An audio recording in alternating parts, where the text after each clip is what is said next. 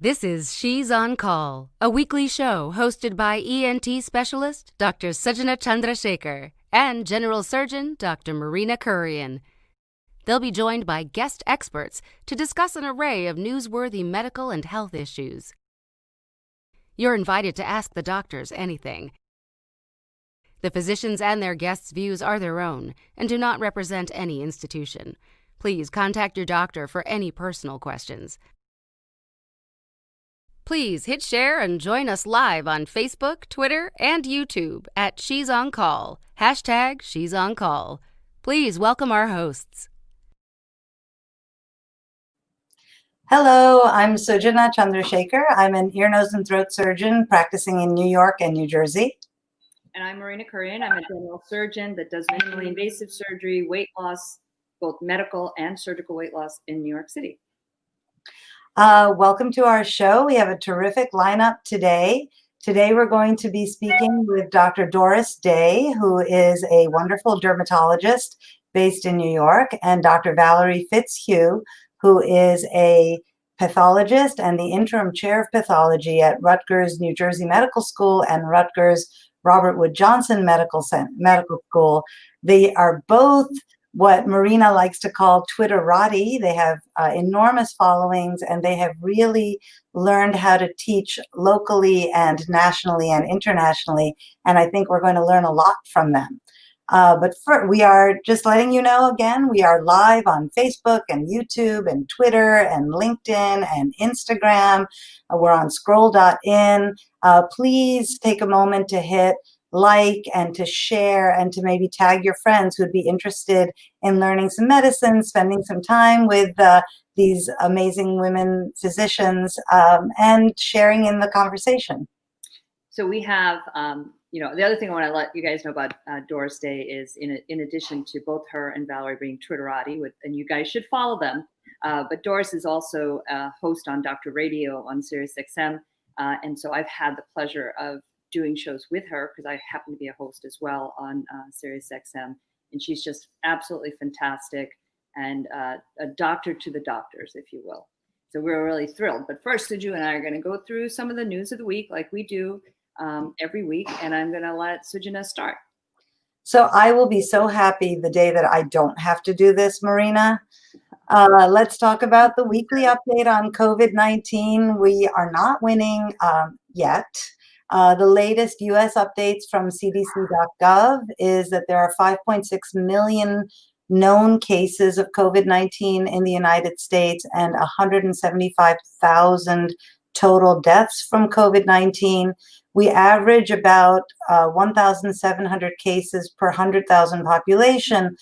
But the statistic I can understand is unfortunately 1,000 new per day, which is basically 9/11 every 3 days. So this is still a problem in the United States. Worldwide, Johns Hopkins has a really great tracker if you want the up-to-date information. There are 23 million known cases, so we take up about a fourth to a fifth of them. 800,000 total known deaths, and the new cases worldwide are 254,000, and new daily deaths are 5,200. So we really just need to keep doing those W's. Wear a mask, wash your hands, watch your distance, and I guess a D, don't touch your face. On a lighter note, Hindus around the world this weekend are celebrating the birthday of Lord Ganesha, who is the elephant-headed god who is depicted very classically in the setup at my house, but certainly in the time of COVID, I think this depiction that was sent to me by Dr. Arun Iyer in England kind of tells the story of what we need this remover of obstacles to do for humanity in this day and age. Yeah, I think that's what we do need is we need the obstacle being the virus and how the pandemic is really affecting all of us. One of the other things going on right now is back to school, and I've read a lot of different articles across the country and across the world looking at schools and keeping kids in school and how important it is to prevent that ongoing summer slide And I would say there's an online slide too, because the kids are not remote learning as well as we would like. And this particular slide is just showing how the national picture breaks down, that there's plenty that are hybrid, but the most seems to be primarily online. And so this really is, I think, what we're all facing. My kids are going back to college, and that's why you see a new location this week.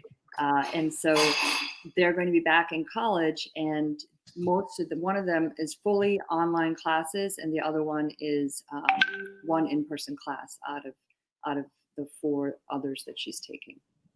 Yeah, and I think, this will evolve. We saw that colleges opened and then closed, and we saw a lot of blame and shame being put on students who went in, and then, there were clusters in fraternity and sorority parties, there were clusters at bars. So even though there were precautions taken, let's say in the dorms or in the classrooms, we saw these clusters, and the colleges closed as quick as they could open.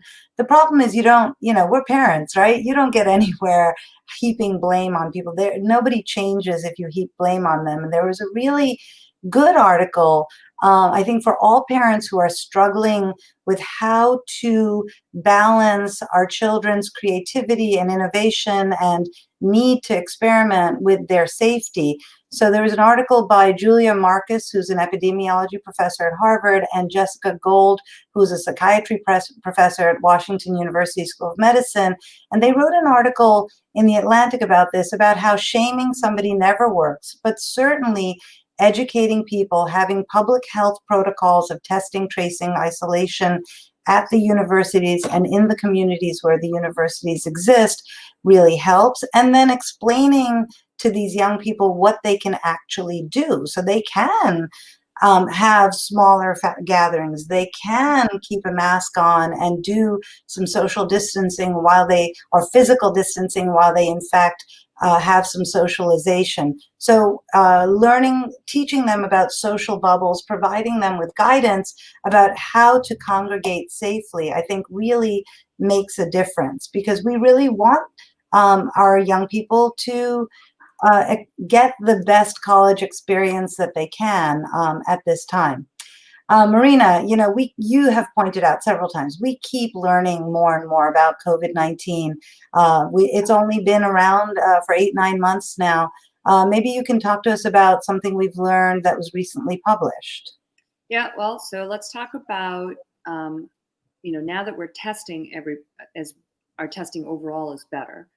We're finding a lot of people that are asymptomatic that are very positive. And the question is, if you're asymptomatic, can you still transmit? And the general feeling is yes, because you have a positivity. And so you are a silent spreader of disease. And as well, we have a slide that we can show. It looks a little confusing, but really the kids under 5 seem to carry a significant amount of the virus in their nasopharynx. So they actually may be a group that can really spread the disease as well. And this slide looks like they have, when you look at less than 5, it looks like they have the least amount. But what is the test that they did? Basically, it's showing that the threshold to identify the virus is lower with the kids having so much of it. And that's why it looks like a little bit off. Then that it looks like the kids have the least, but they actually have the most virus compared to even symptomatic adults. So we finally have a non-COVID story, and it's something I actually know something about. Yes. So you want to see it up for me? If you guys are eating breakfast, I would take a pause for a second. These pictures are beautiful. Most of the things that, as a general surgeon, I see, we're not going to show you colon or anything like that, but it's still a little bit of a shocker. So America's infectious disease doctor, Dr. Anthony Fauci, who is the director of the National Institute of Allergy and Infectious Disease, which is part of the National Institutes of Health, has a raspy voice that we've all been listening to nonstop for 8 months. And Marina and I were listening to him way back in the bad old days of the 80s and 90s with the AIDS crisis. And so he sort of led our country through many infectious disease crises. And he's been sidelined this week by the development that was reported as a vocal cord polyp, which is a benign little growth on his voice box. So these pictures, which Marina is wrong, they are beautiful. The left upper one shows what a normal voice box should look like. The vocal cords are white and beautiful without any lesions. The right upper one shows a polyp sticking out of one of the vocal cords, and you can imagine that will prevent the cords from coming together well and will make airflow through that sound kind of raspy like this.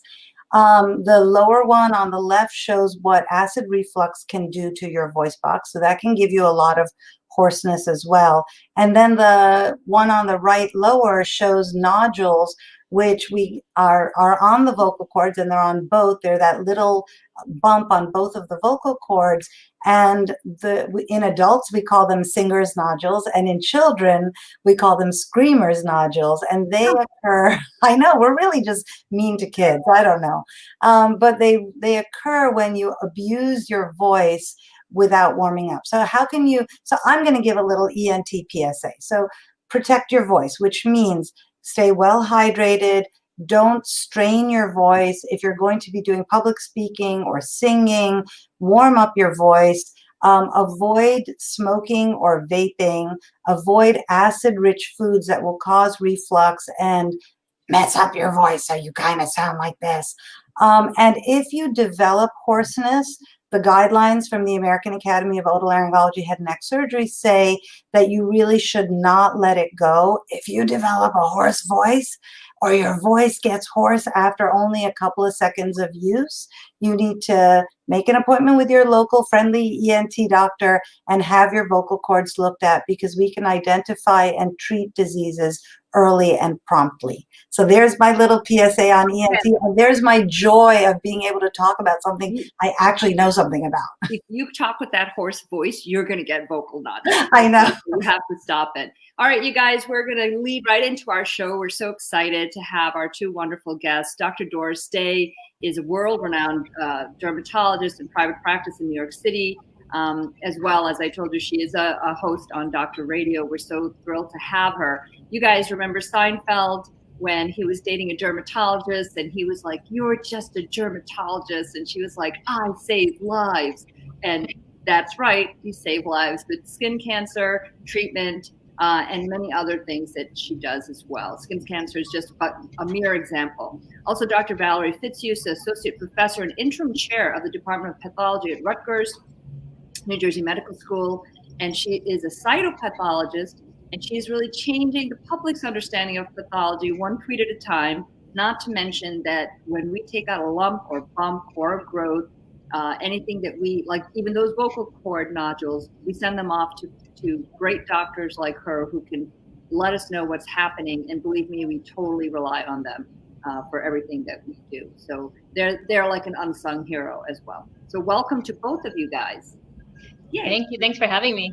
Yes, thank you. Thank you so much for the invitation. Okay, and you guys, your Twitter handles are there. You guys who are watching, please follow them. Follow Sujana and I too. Well, you'll learn a lot from them, because I think doctors are understanding how much we can teach individual patients, but groups of people about what it is that we do. So I'm so glad you guys are here. I'm just reminding you that we are live on all the social media channels. These women have a lot to teach us and a lot to talk about. So please like and share and tag your friends. We have people watching from all over the world today, and we really appreciate it. So I'm going to jump right into it because we had a slightly late start because of some technical difficulties. So Doris, can we talk a little bit about regular skin routines and skin cancer and what people should be doing and looking at? Absolutely. A lot of times I get a question about like, when should we start taking care of our skin? When is anti-aging start? And I kind of jokingly say it starts at birth. As soon as you're out, the time starts ticking, and everything you do reflects in your skin over time. So when we talk about sun protection, that's the single most important thing you do for your skin. 90% of how your skin ages is in your control. Only 10% of how your skin ages is genetic. And that relates to skin cancer as well. You may have a few genetic hits towards skin cancer, which isn't always reflected by skin color or skin tone, or even how easily you burn. But the more you protect, at a young age, it's physical protection. At all ages, it's about diet. But as we grow, it's really about being consistent in your sun smart behavior, which is so much more than just sun protection. It means trying to avoid midday sun, wearing a hat, wearing sunglasses, wearing physical protection when you can, staying in the shade, and then applying sunscreen of an SPF 30 or higher and reapplying regularly when you can.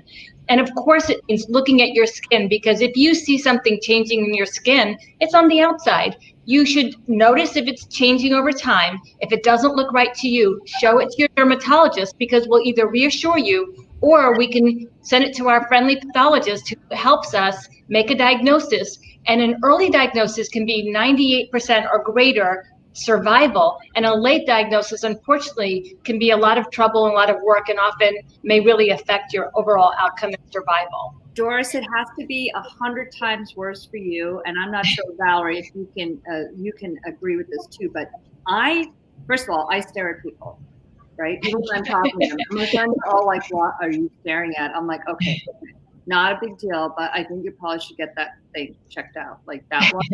That one looks a little funny to me. And I'm not a specialist at all, but what I want to ask you is, we're going to show a slide of the different types of cancers. And, because I've had people say, I had this red spot for a really long time. And I'm like, yeah, that one, go see somebody, at least let them. I mean, I'm not a specialist, but if you're going to ask me, I'm definitely going to tell you to go see a specialist. But some of them you can kind of tell. So I'd love for you to take a look, and for our audience to see this, and these are, well, actually, I'm going to let you talk.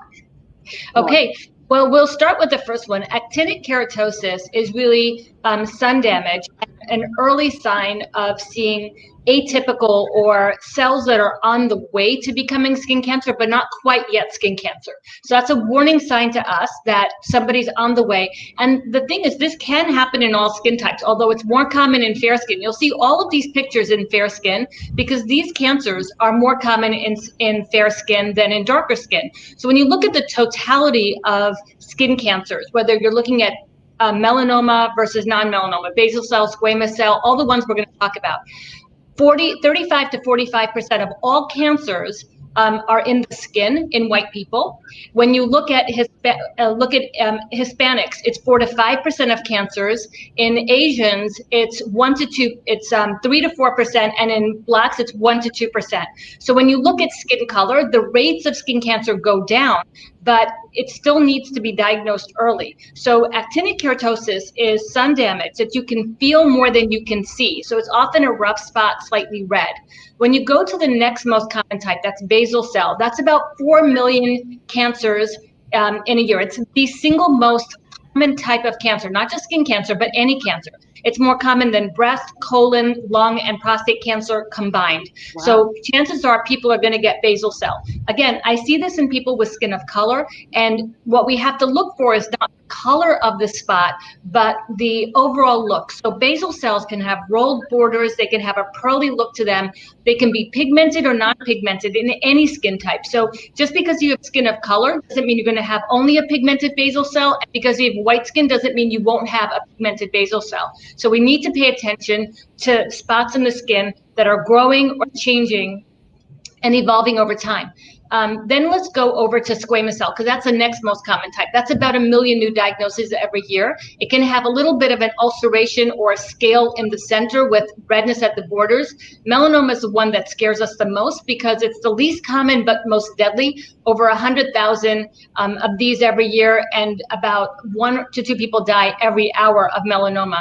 I had a patient who was African American who came in, and he had vitiligo, and in his white spot he had an amelanotic melanoma. So it looked like exactly what you were talking about, a pink spot, but it started to grow over time. And they just sat there and they watched it because they thought because he had vitiligo and because he was African American, they didn't think that they were at risk of getting melanoma.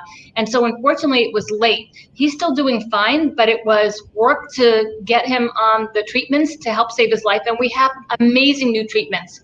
Merkel cell is the one type of cancer that makes me tell you that you should have your skin cancer screening done by a board certified dermatologist every year. Merkel cell is the rarest of skin cancers. It's not sun related. It can happen in any skin type and it can kill you in as little as 3 weeks. So, and it doesn't have a typical look. It can look like a cyst. It can look just like a bump in the skin. Depending on where it occurs and how fast it grows, it can be very deadly very quickly. So it's every time I look at the skin, every time I look at a spot, I'm sort of having a conversation with it and saying, are you a Merkel cell? So when you have a suspicion, maybe that's when we can turn to Dr. Fitzhugh and say, so what can a pathologist do to help us understand what's going on, and what is it that you're looking for when that biopsy comes from Dr. Day and you're looking at it under the microscope?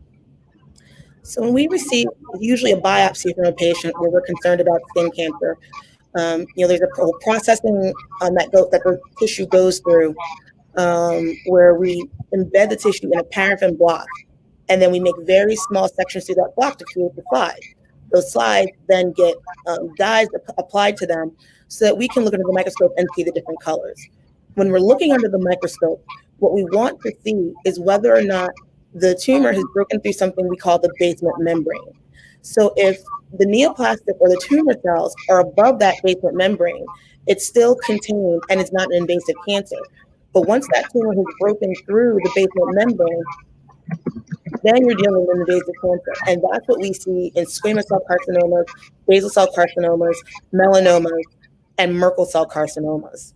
So it's important and essential for the pathologist to look at that skin sample and figure out how deep those tumor cells are going. The cells all look differently under the microscope. Sometimes, as Dr. Day mentioned, melanomas may not have pigment. So we have a trusty arsenal that we can use to figure out what the cell types are, and we can make an appropriate diagnosis and help the patient get their best care. That's fantastic. And we as physicians, when we get that back from you guys, that really drives our care. If something's superficial, the depth of penetration, as you said, is so important to what our ongoing treatment is. And also, many of our viewers may have experienced this themselves or heard about it when we talk about negative margins and positive margins or close margins. Valerie, if you could just discuss that as well. So a margin is something that is an area away from the tumor that you'd like to get that has no tumor in it. So if you get a pathology report that says the tumor is within 1 centimeter of the closest margin, that means the tumor is 1 full centimeter away from the edge that the surgeon has removed. 1 centimeter sounds small, but in the microscopic world, 1 centimeter is a good sized margin for a skin cancer. We often see margins as wide as 2 centimeters for a skin cancer. And that's important because then we can say to the surgeon, yes, you got it all out, and now you can do whatever else you need to do to help treat this patient. So margins are very important. I think this is really crucial because I think when patients come to us for care, whether it's for a skin lesion or for other lesions, and we say, well, we're going to send it to pathology, that's where the dialogue continues, where I think pathologists really have to understand the whole body and what, in the ear, a 1 centimeter margin is enormous, whereas in another part of the colon, the 1 centimeter margin is doable. So I think this is where patients have to understand that we actually talk to each other a lot, and that each of us tries to know as much about the entire body as possible. There's something we've been dealing with as COVID's gone by, which is much less serious than cancer, but is really irritating. And that's, it's been given a name called maskne, which is the acne that you get from wearing a mask all day long. And, we wear masks all the time to operate and do things, but this has gone to another degree. So maybe Doris, can you talk to us about maskne and how do we keep our lovely skin from getting this? Absolutely. I like that we call it maskne because it's different than acne. And so we don't want that exact confusion. It's a breakout, and many breakouts in the skin can look like acne, but they have different underlying causes. So when we talk about acne, it's a very specific process where we know that there is this bacteria at the base of the follicle, now called C. acnes, that can cause some inflammation and an inflammatory response that we see all the steps, whether it's a pimple, a blackhead, or whitehead, that we know of as acne. But when you wear a mask, what's happening is slightly different. You have a few factors going on. One is you have the actual just friction of the mask on the skin, which alone can cause irritation and a breakout. The skin's not designed to be covered in that way. It's really designed to be exposed. And then depending what the fabric's made of, you can have more or less friction. So the fabric that you use in the mask can be very important depending on your skin type. The next is the humidity that's coming from your nose and your mouth naturally as you breathe. And that humidity can be now causing occlusion, where it's forced back onto your skin and can create, and then there's bacteria and yeast that grow, and that can now implant back in your follicles or on your skin and cause overgrowth of those infections in the skin, especially if you have a break in the skin from the friction that now makes you more predisposed to that type of infection. So what you need to do is wear a mask when you need to and not when you don't.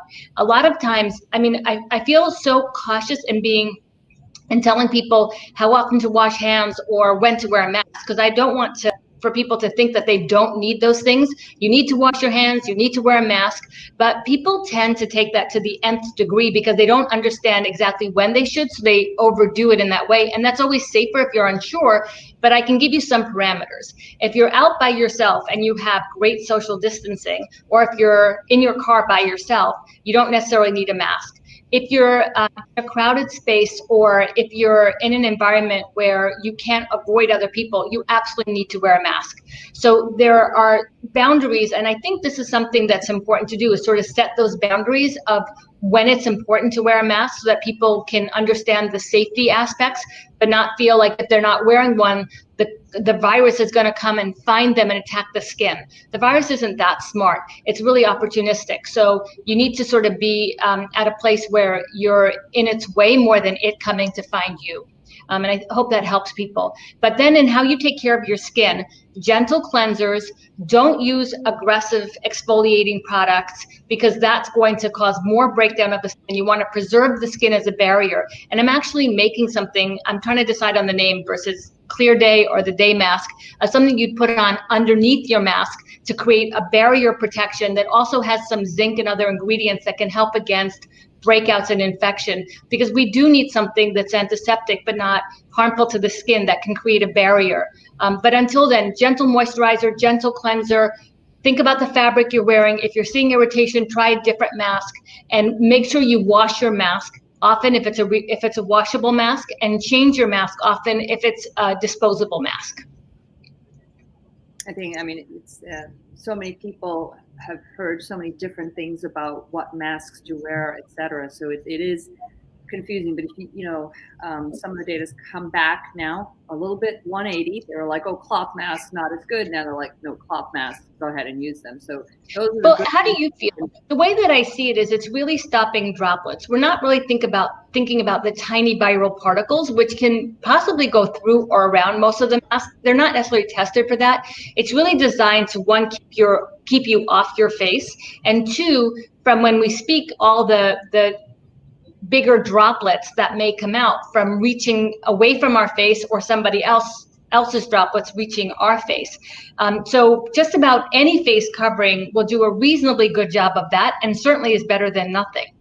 I couldn't agree with you more. I believe in masks. I ended up buying a bunch of cloth masks for the kids as they go back to school.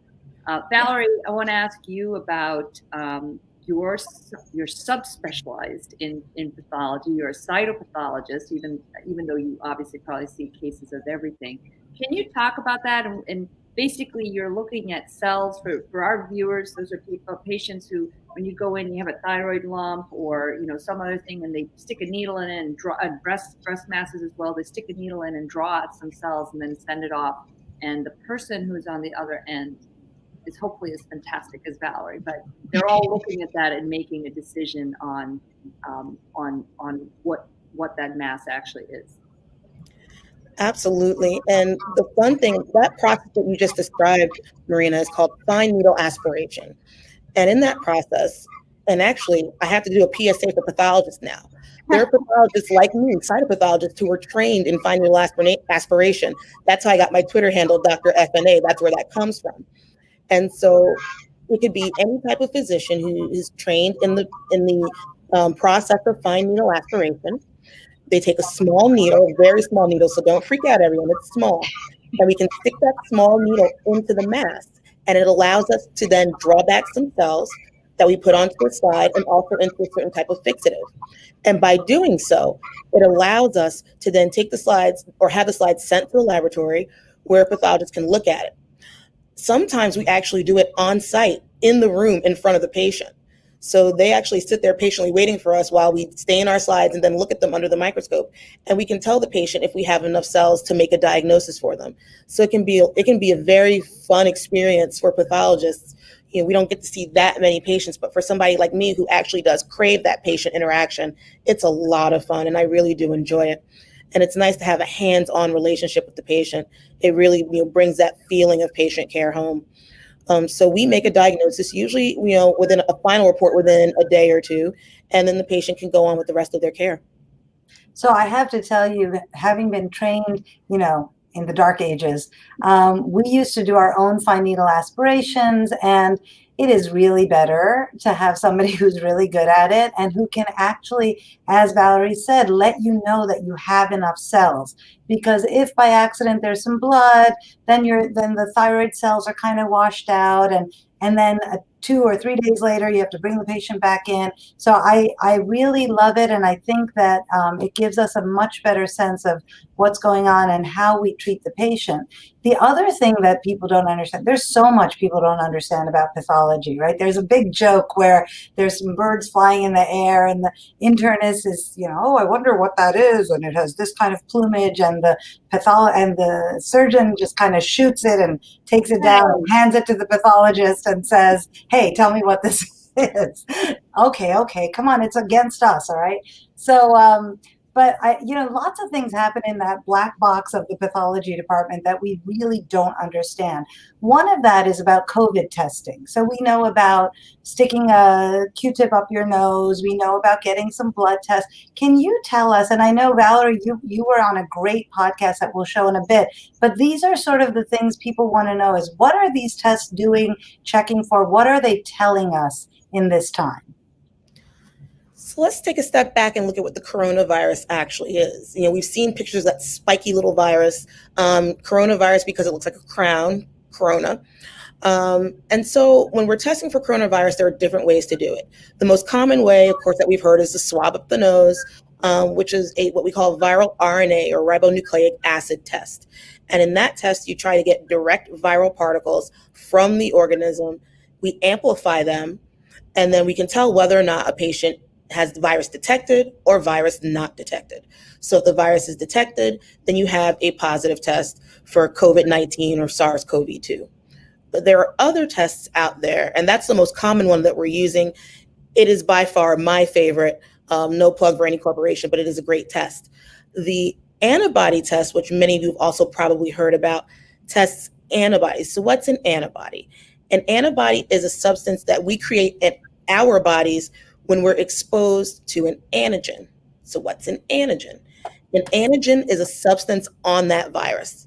So there's a substance on that virus that creates a reaction in our bodies with our immune response to create antibodies.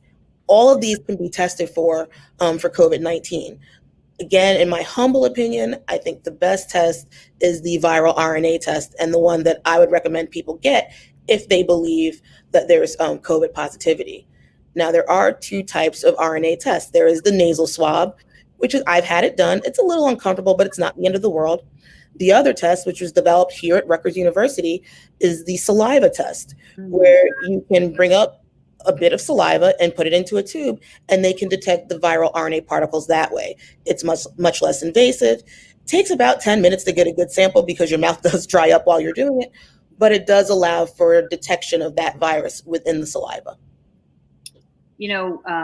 we all heard about the saliva test, and for those of us who have undergone the nasal swab, it's quite different when I'm going to my colleagues and friends, the nurses, like they got, during the height of the pandemic and quarantine, our nurses that were in the OR got rerouted or deployed to other areas. And so I'd show up to get tested, and it'd be like one of my OR nurses, and I'm like, dude, do you know how to do this? And they're like, yeah, we're good. We've all been trained. Well, that thing goes so far back to your nasal pharynx. It does feel, as many people have said, like a brain biopsy, right?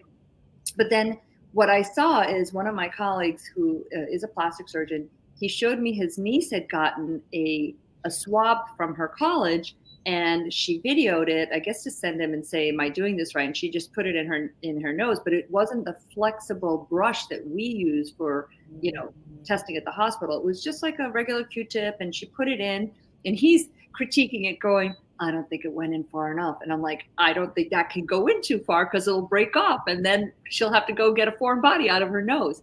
But so some of that testing is still so uncomfortable. So I was telling my kids, they're like, what's this saliva test? Why can't I get that? I'm like, because it's not readily available. And, you still need a deep sample. And the boys, they're like, we can hawk up a loogie, no problem. Like, we can get this out, and gross. But even my daughter was like, yeah, I can muster something up, like that would be much preferable to this probe down the nose. So the sensitivity of that saliva test, is it as good as the PCR testing? And so just as a background for everyone, when the nasal probing swab was first introduced, we still had a 30% false negative rate, meaning that people would come in that were symptomatic and they would be told, well, you don't have COVID, even though they might seem like they have classic COVID symptoms. So is the sensitivity better on both the PCR testing by the nasal swab, and also how about the sensitivity or false negative rate with the, which are two different things, I know, Val. I know. But is that improved, or what is it? Especially since it's made in New Jersey. So the sensitivity of both the nasal swab and the saliva test are actually quite excellent. One thing that's important to remember is the saliva test is also a PCR test. So they're doing a similar test just on a different substance in the body. These tests are very, very reliable. The patients do very, very well. One of the issues that we see with, false negatives, if you will, are collection. So as you mentioned, did the swab get up high enough? For the saliva, do you have enough saliva to detect the viral RNA in the sample? Other issues we face are testing patients early. So in the early part of the disease, they may not have built up a sufficient, what we call viral load. So they may not have enough viral particles to be detected. So if you test them on, say, day 2, they may be negative. But if they come back on day 8, they'll be rip-roaringly positive. So timing of the test is also very, very important. But the tests are excellent and have a very good detection rate for COVID-19. So that's really great, because I think we were struggling with false negative testing where the patient is actually sick, but we weren't able to prove it, and we couldn't. It was a big struggle in the beginning, and I think this shows how rapidly medicine has actually responded to this crisis. We have people watching from all over the world. My colleague, Delisa Gonzalez, is an otolaryngologist in Nicaragua. We have people watching. Mark Lee's watching from North Carolina. We have people watching from Virginia. We have people watching from all over the world. And Isra just asked about the saliva test versus the nasopharyngeal swab, even from White Plains. And thank you so much for answering that. We had a question that was sent in earlier by one of our viewers. Her teenage daughter is Indian American, and she was born with some patches of vitiligo, and they are now growing or increasing in size. And she wants to know, Doris, what can she do about them? What should she do about them? What can you talk to us about vitiligo? We had a slide up earlier looking at vitiligo in different ethnicities, and I think perhaps you can talk to that.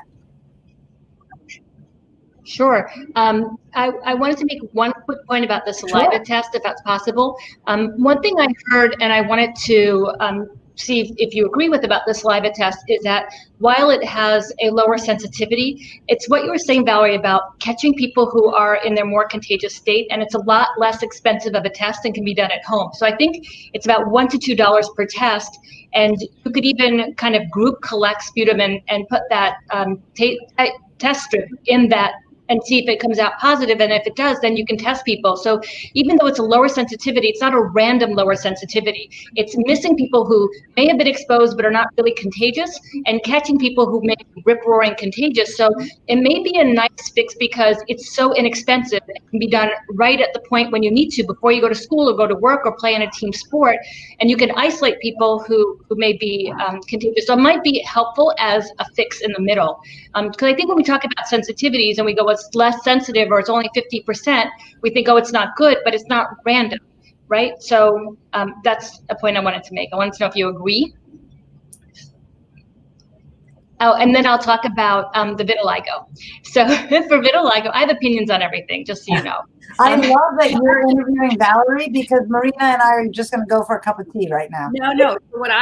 It's great. You should ask her. What I'm saying is New York State has also talked about that pooled saliva sample. And so if you have 10 people that you're in contact with your pod or your bubble, then you all spit in a cup, which is gross. But those pool, or you send it all in together, but separately, and they pool it. And if there's one person that's positive, then that means that everyone should quarantine. So right. And so what do you think, Valerie? What do you think of that? So with pooling, I mean, what's important with pooling, one is that you will increase the turnaround time of the test, because if you have 10 samples that are collected separately, you pool them together and you find that that sample now becomes positive, you now have to test those 10 samples individually to figure out which person was the positive one, so that everyone isn't unnecessarily quarantined. So that's one thing. Another thing that we have to pay very close attention to with pooling is that if a person, going back to that viral load issue, if a patient has a very, very low viral load, you can miss them in a pooled sample. And so you can have someone who's actually positive, but won't test positive because the volume of virus, again, is too low to detect. So, we're looking at pooling. But do we care if it's too low to detect? Because then they won't really be contagious necessarily. That's my thing, is that we're testing so strongly. They might be contagious. That's the problem. Because when you take a pooled sample, you're decreasing the amount of virus RNA from the original sample. I see. That makes sense. Yeah. I get that. Thank you. All right, this is why I'm sticking to dermatology. Okay, so vitiligo, there's about 200,000 cases diagnosed every year. And it's an autoimmune condition where your own body's immune system thinks that the pigment-forming cells, those melanocytes that give your skin color, are foreign invaders, and then they go to attack them. And we typically see it, like you see in these pictures, around orifices, around the eyes, around the mouth, on areas of high friction, because there could be more inflammation in those areas. And it is very bothersome to people in whom it occurs, but it's not a sign of a systemic problem. So when I see somebody with vitiligo, I go through a whole differential diagnosis in my mind of what the possibilities are of what it could be. Is it vitiligo? Is it a post-inflammatory process after an infection or a breakout, or even a medication or some other things that could be causing it? Because some medications make you more light sensitive and you can burn, and as a reaction to the burn, you may actually lose some pigment rather than gain pigment sometimes. Or could it even be some infectious diseases? So there's a lot of things we think about when we see vitiligo. But once we diagnose it as vitiligo, which our awesome pathologist helps us do, and when we send cells to the pathologist or we do a little biopsy, we have to be very careful to treat that sample beautifully without crushing it. So the way we do the biopsy is really important, so the pathologist doesn't call us back and say the specimen was crushed or there weren't enough cells or wasn't enough tissue. And we think about what the pathologists are saying behind our back all the time. And then we can do things about it. So treating vitiligo now is coming to a better level. So in the past, we would use topical steroids, some topical steroid sparing agents like tacrolimus, which had varying degrees of depending especially on the body surface area we were using. Areas like the hands didn't respond very well. The face often responded better. Some parts of the body didn't do as well. And when you have it in one spot, it doesn't mean that it's going to spread throughout your whole body. It's not a progressive condition necessarily. So if you know somebody else with it, it doesn't mean you're going to end up there. If you have one spot, doesn't mean you're going to get many more. And if we treat one spot, doesn't mean we'll stop it from happening somewhere else either. So we have to take it on a case-by-case basis, see how much it bothers you. We do basic tests looking for other autoimmune conditions. It doesn't cause other autoimmune conditions, but they can be associated. So we ask questions about thyroid.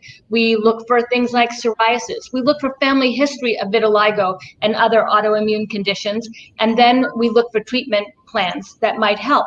The new thing for vitiligo is that there are now biologics, things like the JAK inhibitors that were used to treat arthritis, that we now have found help with hair growth in people with an autoimmune form of hair loss called alopecia areata. And we're finding that some people with vitiligo are also repigmenting. So they're looking at this as a pill, but also as a topical agent to see if it can help those cells recover. And then we use light. We use UV light, narrowband UV light, sometimes with a light activator to try to help repigment and stimulate the cells to start making pigment again and turn off the inflammation that's knocking out those melanocytes that we need to give us our skin color. You know, a few things. One of our viewers just said, thanks so much for the information. And it's Ty Stokes, and she's going to go see the dermatologist or make an appointment with the dermatologist tomorrow. So that's fantastic. Great.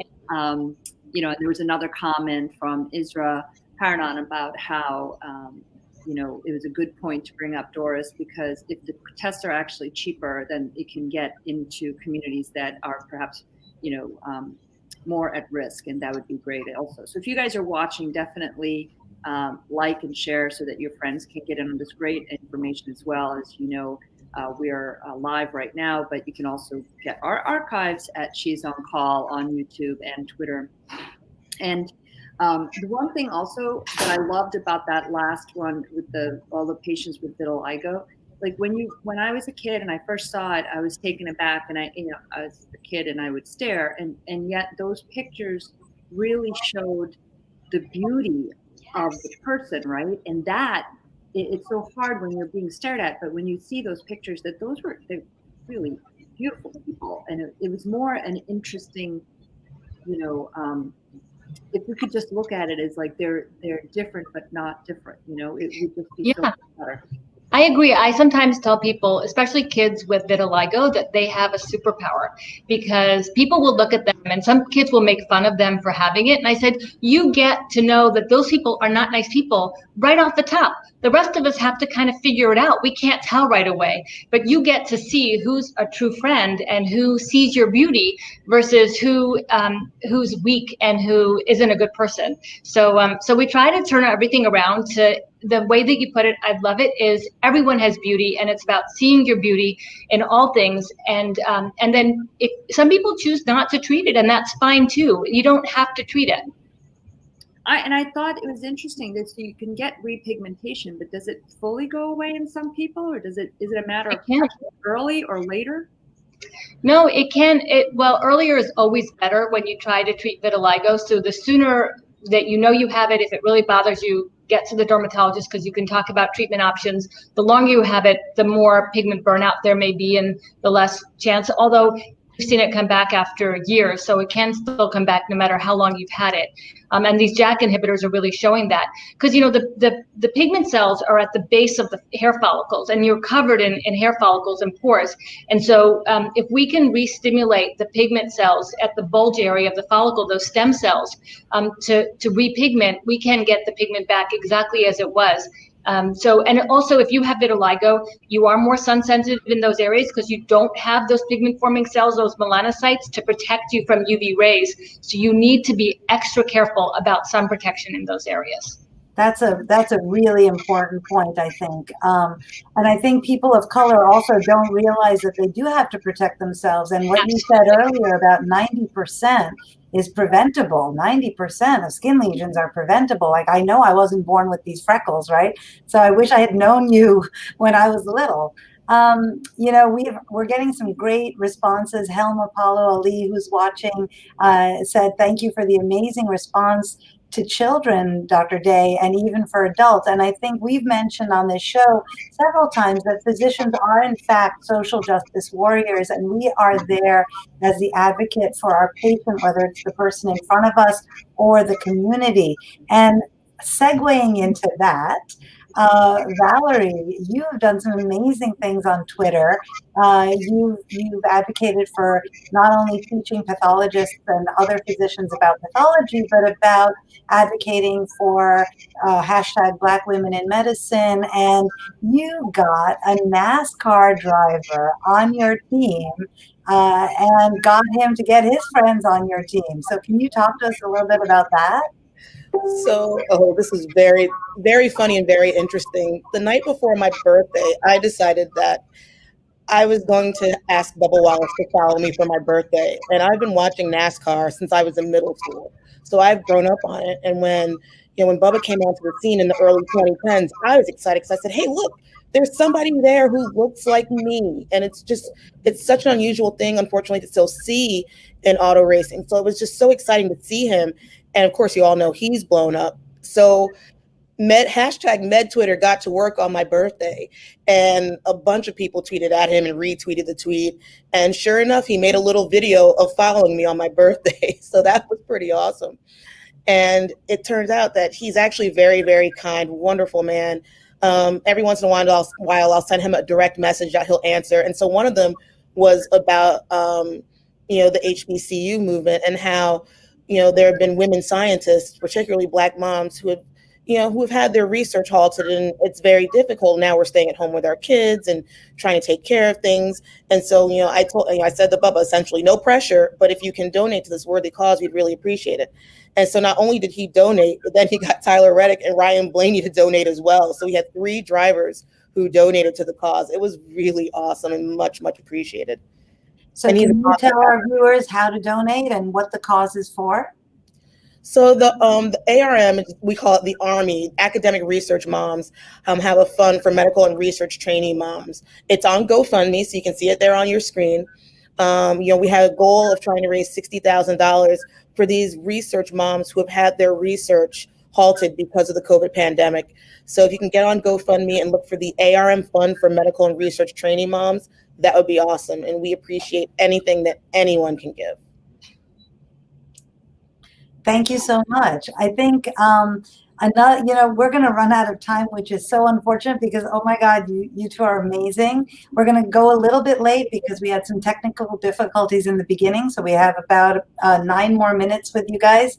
But Doris, you are an entrepreneur. You have an incredible dermatology practice in New York City, and you've written a number of books. Can you talk to us a little bit about juggling all of those hats that you wear? She's also a mom. She's had her kids work with her. She's just been, Thank you. All of us have our kids work for us. It's the new child labor, right? You guys are better. Yeah. My kids refuse to work for me, or they're like, what? My daughter said that's a lie. She actually did come to the office. She's the best. My daughter's the best. Yes. Well, I've been very fortunate that I have had great support through my whole career. It's my anniversary month. I've just been married 30 years, which is really exciting because we still like each other, which is a great thing. And I started out as a medical journalist and writer. So that's been something consistent through my career. I've always liked educating both my peers and the public. And if I know something, I want to tell people what I know because I love learning, and I'm sure other people do too. And when you understand something, you're going to follow through much better. So one of my skill sets has been, as a middle child, maybe, I don't know, of communicating, not complaining, but communicating. And so I try to communicate what I know in ways that are relatable and understandable. And that brings me joy. Also, I've been doing the radio show on Sirius, as you have, for over 12 years, and I love that as well. And then in terms of the balance part, it's really about understanding that you get one life and there's one of you in 24 hours in a day. So how do you put all those things together? And I don't think on the one hand, you have to compartmentalize, and wherever you are, be in the moment of that one thing. And on the other hand, understand that it's all one, And it's not work and life, it's all life. So my kids and my family were very much incorporated into what I was as a doctor. I learned from my dad that you don't go home and stop being a doctor. As a physician, it's a calling. So it's who we are, it's in our blood, it's in our being. And our children get the benefit of that because they learn from us. And now my daughter's in medical school. She was in finance and quit to go to medical school. My son was the other way. He was pre-med and then quit to go into global security. So they don't always follow, but as long as they are fulfilled in their lives and productive members of society. And I told my kids, you know, you won the lottery at birth. You're born to a family that loves you and can provide for you. Now go out and earn it. Now go earn that lottery ticket that you won and be a good person and give back to society. And that's what we hope for. And with patients, they are my family. And seeing my patients for me is as important as anything else I do. It's probably the single most important thing I do. And it brings me so much joy to see the difference in their lives and to watch them grow. I have patients who I saw as kids who have then worked in my practice and now are on their way to medical school. And then they grow up and have kids, which doesn't make me feel old, surprisingly, makes me feel good. And it's just all one. And that's how I think you need to look at it. Well, first, happy anniversary. And second, Vasanti's watching from California, loving our show. Thank you so much. I think, Valerie, you're at a different stage of motherhood. Maybe you can talk about that. And then in the few minutes we have left, I really do want to talk about another topic with regards to racial disparity and skin lesions. You know, so my mommy journey is a bit different. My kids are small. My daughter is 6, and my son will be 4 tomorrow. Happy birthday, Victor! Happy birthday! And so I am in a very different place. And you know, so I've taken a lot of things to heart, particularly with COVID. And do you send your kid to school? Do you send your kid to daycare? What do you do? How do you think about it? And I have wrestled so much with that because you know I'm in a very different place. But I also said, you know, my former boss, before I became interim chair, I said, no matter what you do, please don't mommy track me. I was like, I can make all of this work. And I think I have. And it's something that I'm proud of, especially for my daughter to see what she can become. For little brown and black girls who look like me to see what they can become. I think that's just so important. And so, you know, my kids give me strength. They give me life. They bring the joy and the humor into my world that probably wouldn't otherwise be there. You know, and I have luckily a very supportive husband who has been wonderful and has taken on so much with fatherhood and has done it so incredibly well. And I couldn't imagine this journey without him. You know, so in this article in Forbes that you were interviewed for, I love this article, and I think that this time is the time for all of us, black, white, brown, yellow, whatever, male, female, transgender, all of us to speak to our experiences. And here you said, quote, I found myself in an intersection between my race and my profession. What did you mean by that? So, you know, I always say I was born black and I will die black, and that will never change. But what was interesting, you know, when George Floyd passed away, and there was this initial report that had come out, which was more like a press release. It wasn't from the Hennepin County Medical Examiner's Office. And of course, it got everyone in an uproar because, you know, there was no talk about homicide. There was no talk about, you know, how we all saw George Floyd actually die. And I knew as soon as I read it, there was no way that was going to be released by a reputable medical examiner's office. And so I took a calculated risk and I took to Twitter and explained why I felt that we all needed to be patient and wait, because a reputable medical examiner's office would not release that kind of data. And sure enough, the following Monday morning, the official report came from the office, which clarified everything. You know, my fear in speaking up so early was that I would be accused of not being black enough, that I was abandoning my people for my profession, which of course I would never do. And so that was my intersection, and it was a risk. It was a calculated risk, but one that I was willing to take to educate people to understand how important it is to wait for an official report from a medical examiner. Valerie, thank you so much for that. And if you guys follow her on Twitter, you can also continue to see the advocacy. And I love the way that you also used #MedTwitter for your birthday. Hello. All you doctors who are watching, there's something to be said for that. It's wonderful. I want to thank our guests again, Dr. Doris Day, world-renowned dermatologist. You guys benefited from her expertise today. Thank you so much for joining us. And Dr. Valerie Fitzhugh, she's the interim chair and a cytopathologist, and as you heard, a Twitterati, and for valid reasons. And we want to thank our production team, our co-executive producer, Dr. Sri Srinivasan. He almost made Dr. Producers Rose, Vandana, and Julia. Rose is tweeting away for us. Vandana and Julia are making everything happen. I want to thank, obviously, Sujana. Thank you so much. We've had such a great time doing the show. And our next show is coming up next week, like 11 to 12. And we have some great guests. We have a colorectal surgeon coming on, as well as we have a rehab medicine, where we'd like to talk about some of the patients that had COVID who are actually not recovering, and we're calling them long haulers. So we're going to be talking that with Dr. Monica Gutierrez about that. So thank you both very much for joining us. We could talk for 2 more hours and so many topics, and we'll just have to have you back on again. Thank you, Helm Apollo Ali, for saying great show, and guests always illuminating in so many ways. So thank you guys very much. Stay safe, and thanks. Have a great one. Thank